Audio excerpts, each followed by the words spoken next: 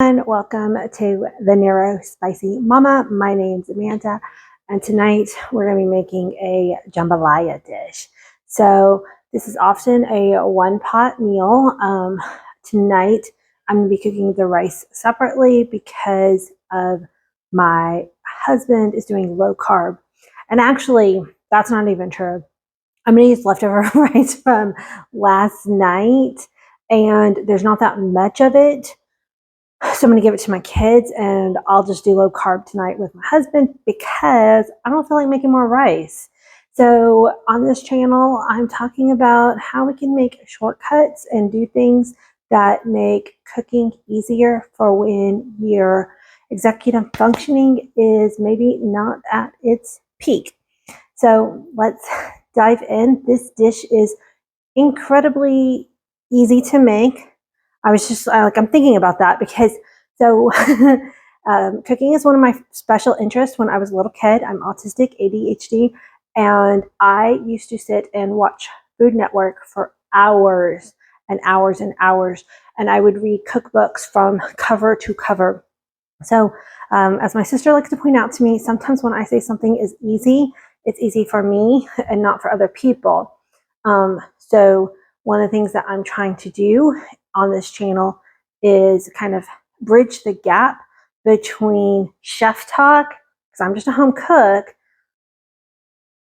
and an ADHD autistic brain. You know, autistic people really want a lot of literal steps, and ADHD people want to know what shortcuts we could take. So that's where I come in. All right, let's get started. But yes, this really is an easy dish, and I'm going to tell you some tricks and tips on how to make it even easier depending on your skill level and also on your energy level.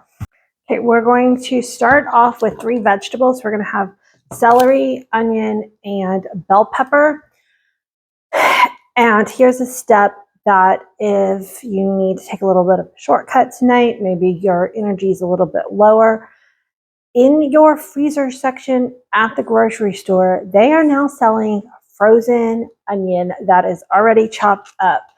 And so if you were to just take the bag of the frozen onion and add some to your skillet, then while you maybe cut up the bell pepper and the celery, that's going to save you a step, especially if like you're me and there's days where you just kind of dread cutting an onion because you know it's probably going to make your eyes cry. Like, it's a sensory thing. There's some days where it's like, I just don't want to cut the onion because I know it's going to make me feel yuck. So getting that frozen bag of onion is definitely a thing. And I've even seen in the fresh produce section, pre-chopped onions also. I'm not sure about bell pepper. I haven't noticed. There might in the freezer section have like onion, bell pepper already chopped up together. Something to keep an eye out for. But just if you are going to use a fresh onion, just kind of create a small dice I cut it in half and then I'm going one way, and then I turn it and I go the other way. I'm keeping my knife tip down on my cutting board. I'm choked up on my blade, not on my blade, that would be bad, on the handle of my knife. So that way I have stability as I'm chopping. I'm not chopping with my wrist. So I'm holding my onion with my left hand and being very careful. I've got this hair. This is something it's been bothering me. I've got to know. I've got curly hair. That's so obvious. Unless you're one of my blind viewers. If you're one of my blind viewers, thank you for sticking around. Oh my goodness. I try to give as much description as I can because I do have blind viewers. And yes, my hair is very big and curly. Okay, where was I going with that? Oh, it falls out and then it gets like on my arms and stuff. And yes, if you are one of the chefs who was like, oh my gosh, tie your hair up. I'm a home cook, people. I'm a home cook. Okay. So this is not I'm not cooking for a restaurant. I can wear my hair how I want to. Editing Amanda here. Yes, there are videos where I will pull my hair up, but my curly hair is one of my favorite features, and it gives me so much self-confidence. And sometimes, you know, you just want to wear your hair down when you're doing a video because it gives you that extra self-confidence that you needed to hit play that night. So no judging. We're a judgment-free zone. But for neurotypical people, does a hair just like slightly tickle you if it rubs down on you and then you're like brush it off and move on with your life? Because like a single hair that keeps tickling me is just like the worst thing. Hate it, hate it. Okay, so I've got a bunch of onion that is popping up. I'm gonna push over to the side. Now I love cutting celery. It is my favorite vegetable to cut. So I just cut off the ends because they were getting a little kind of dried out looking, and then just run the very tip of my knife, and it's just so fun. It cut celery just is it's a happy cut. I love cutting celery because also this part where you just go super fast. Okay, this celery has seen better days, guys. It's a little floppy, but it's going to work for our purposes. But it's getting caught on my knife because it's so flimsy. Anyway, makes it a little less fun, but still. Super fun. You can just kind of go through really fast, chop up your celery. If you need to practice on your knife skills, on that cutting motion, celery is a very good one to do. Okay, for bell pepper, what I do is I cut off what I call the cheeks of the bell pepper. So I'm just sliding my knife down, and then the top part here I can just throw away. I've got a little grocery sack that I put all my, sometimes I throw them in the sink and sometimes I put them in the grocery sack. I don't know, not very consistent. Okay, then a lot of times I will stack 2 of my bell pepper cheeks on top of each other. I put the skin down towards the cutting board because it makes it easier for the knife to go through the inside fleshy part first. That's just a little tip there, in case you didn't know. So I'm going to make strips, watching my fingers, and then I'm going to turn and cut the other way. I'm going to do that with the other one too. I'm working with an extra large cutting board today, so that way I can just chop all my vegetables at once. If you don't have a cutting board this big, you can cut and cook as you go. I like to do that a lot of times too. So I would have cut my onion, get it started in the skillet, then the other, you know, just cut and cook at the same time. All right, so speaking of cooking, let's move over to the back. I'm just laughing at myself, wondering how many viewers I lost about talking about my hair while I'm cooking. And I'm sorry if that's a thing, but I'm just not gonna let it bother me because, okay, so I'm gonna use my cast iron skillet today because I love my cast iron skillet, but you can do this just in a big, large skillet that you have. And I've got some bacon grease left over, so I'm gonna go ahead and use that as my fat today. But you could also just use avocado oil or olive oil or peanut oil, whatever you prefer. I don't cook with vegetable oil or what's that other one? How come I don't cook with it? It's a really popular oil that people use in America anyway. I'm a little scattered today, guys. I'm sorry. But I'm glad y'all are here with me. Okay, but bacon grease rules. And I do keep my bacon grease out. A lot of times I'll put a lid on this, but it will stay fine on your counter, room temperature, as long as you use it within a week or so. Probably longer, but I'm not the FDA. Google how long you can keep it out on your counter. It's totally fine.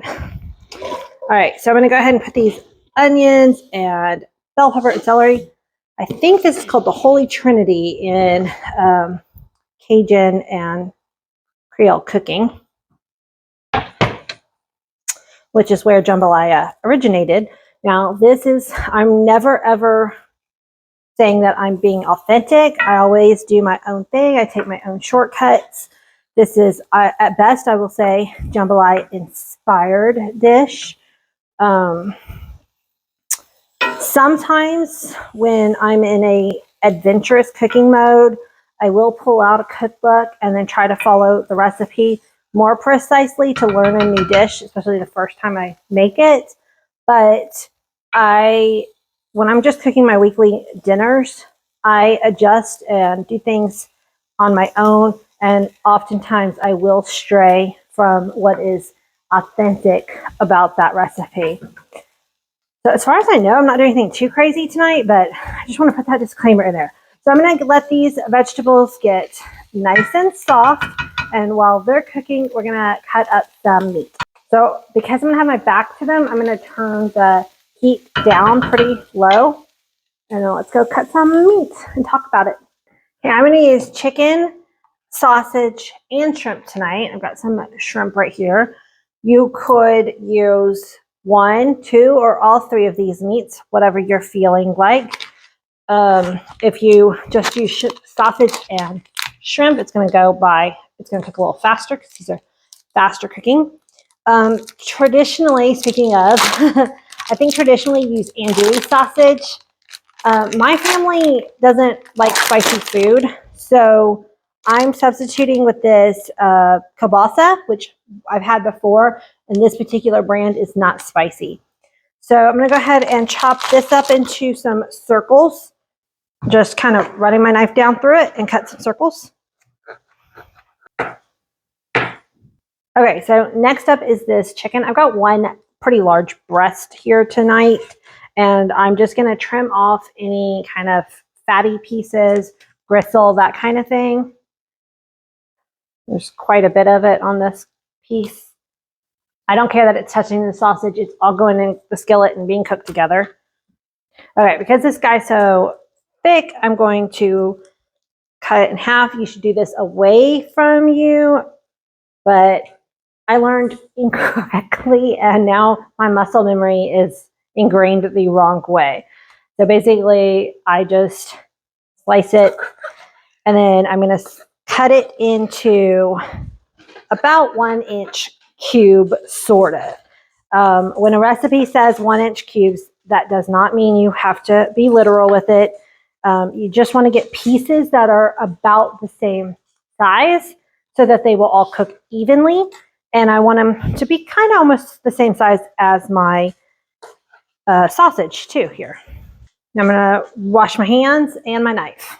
One thing that's really awesome about working with shrimp is the fact that it can thaw so quickly.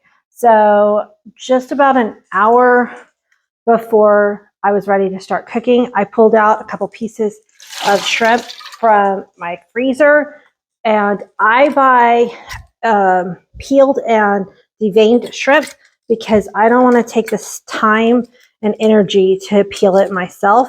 You do have to pay a little extra for that.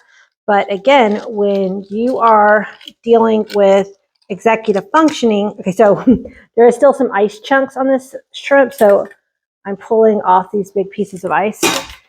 When you're tired at the end of the night and you're just trying to cook a healthy meal, being able to take some shortcuts that the grocery store gives to you, can be really helpful.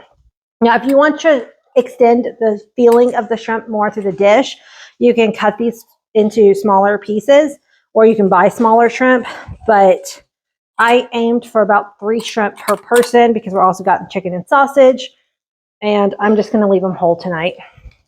Okay, so another tip is to use this squeezed garlic or jarred garlic. So that way you don't have to spend time messing with garlic paper and cutting it all small. I used to be such a snob about garlic from watching Food Network. And then I learned that Food Network chefs aren't disabled and they're not dealing with, and they have a team of people peeling and chopping their garlic for them. Okay, so I turned the burner back up a little bit. My veggies are nice and soft. The onions are starting to get translucent. That means like how you can see the white part of the onion is not quite as white and it's getting more clear. And now I'm kind of just scooting them to one side of the pan. Really, you should remove them from the pan, but again, I'm going to take a little bit of a shortcut. I am going to keep them in That's why you want to work with a nice big skillet. And then I'm salting my chicken so we can work in layers. And I'm going to put the chicken on this side of the pan to get it started cooking. Milo is our service dog for my son, and he is not supposed to be eating people's food. One time that he broke that rule was when he stole a piece of sausage off the counter one day. So now this sausage must be extra tempting for him. So I'm going to keep that out of his reach. And let's talk about some seasonings. Okay, so I've got a Cajun seasoning mix. You can buy this pre-mixed. If you don't cook Cajun enough that you want a whole thing of mix, then I actually mix this myself because, again, I want to control the spice level of my for my family. But otherwise, you can mix cayenne pepper, paprika, onion powder, garlic powder. That is usually what's in a I can't talk. That's usually what's in a Cajun seasoning mix. This one, I left out the cayenne pepper. Got paprika. I think I made this a while back. I think I've got oregano in here too. I'm just putting some of that in. My chicken, as you can see, is starting to cook through. It's getting some good color on it. I'm also remembering to stir the veggie side a little bit. It's okay if they get a mixed.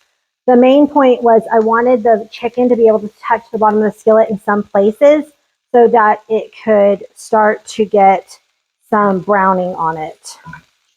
And then once some of the chicken's starting to get brown, I'm going to start mixing all these in. And then I'm going to add my sausage. Okay, so let's put the sausage down in. Ideally, again, I want it to be a one-pot meal. So I'm not like removing stuff and putting it back and forth. But if you removed the chicken and then put the sausage in so the sausage could get some nice color, that is going to develop your flavors more. But we're taking shortcut it's still going to be delicious. And it's going to be a lot easier. All right, so I'm going to turn this down to like medium low and grab a can of tomatoes. Okay, so apparently I wasn't recording.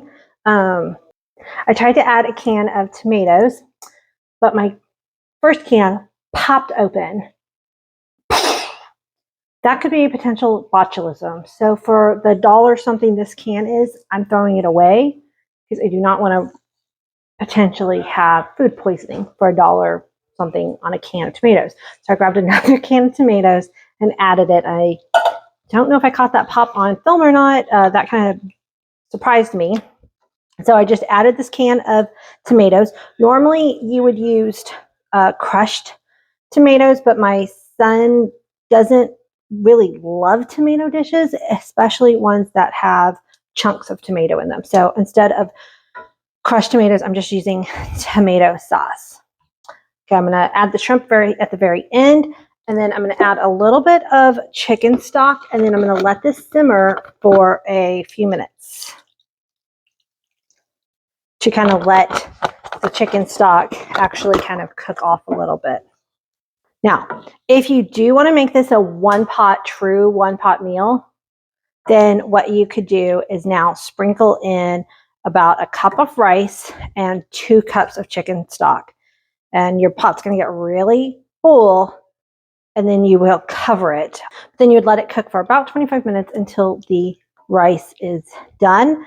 And then you would add your shrimp at the very end. And then let it cook just for a few minutes for your shrimp to cook through. I'm going to let this simmer. I don't want to bring it up to a boil because that'll make your chicken tough, but I'm going to let this simmer until I know the chicken is cooked all the way through.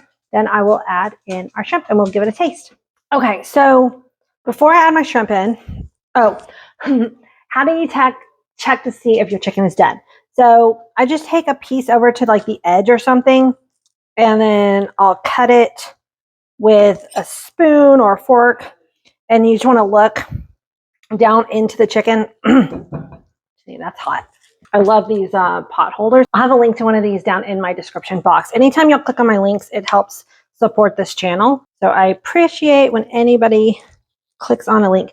So basically I just cut a piece of the chicken in half and I'm looking at it. You can, I mean, there is tomato sauce on it, but you can tell that this is cooked through. Plus we're going to cook it for a few more minutes with the shrimp in here anyway. All right, so I'm just going to get some of the sauce and taste it really quick. Oh, it's so good. Okay, I'm going to add a little bit more salt because still lacking a little salt. And then I'm going to use gumbo filet. Some people just like to add this at the end on their own individual dishes. I am going to go ahead and sprinkle some in. This is optional. You don't need to put it in if you don't want. And what I mean by that, it's optional, it's that if you're not cooking enough Cajun dishes, I wouldn't go run out and go buy filet. But if you cook Cajun or Creole, or you plan to often, then it's a really unique flavor to have on. It's actually made of an herb called sassafras. So it has a uniqueness that, you know, can't really capture with anything else, but without it, it's going to be fine. Okay, and then I'm going to add a couple of splashes of Worcestershire sauce. I'm going to add in my shrimp. And we're going to let this cook through, and then we'll plate it up and give it a good final taste. All right, so here's our finished jambalaya, sans rice. That's okay. I've got enough leftover rice for my kids to be able to have some rice with their dinner. And it was just worth it for me just to skip it because I didn't feel like making more. So I'm going to serve this up. Again, the shrimp only takes a few minutes. And I made about 3 pieces per family member. They're kind of easy to pull out. And then normally you'd put like either cook the rice into it or you put a big scoop of rice on the top. A lot of people want to keep the rice separate. And let's give this a taste. Ooh, it's hot though.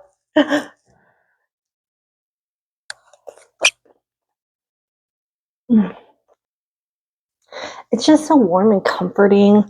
The chicken is tender. I need to let this cool down, but so good. Can't wait for y'all to let me know what you think about it. Until the next video, guys. Bye.